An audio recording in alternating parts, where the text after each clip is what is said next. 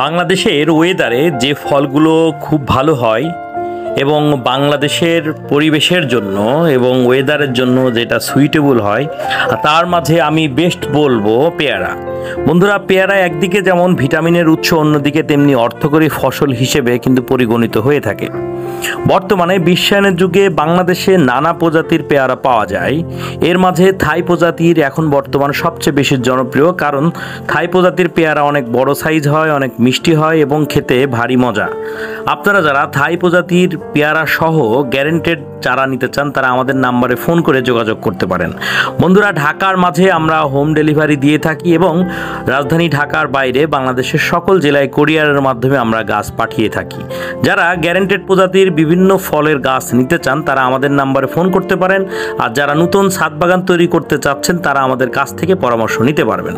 সবাই ভালো থাকবেন। সকলের সুস্বাস্থ্য এবং সফলতা কামনা করে বিদায় নিচ্ছি। আসসালামু আলাইকুম।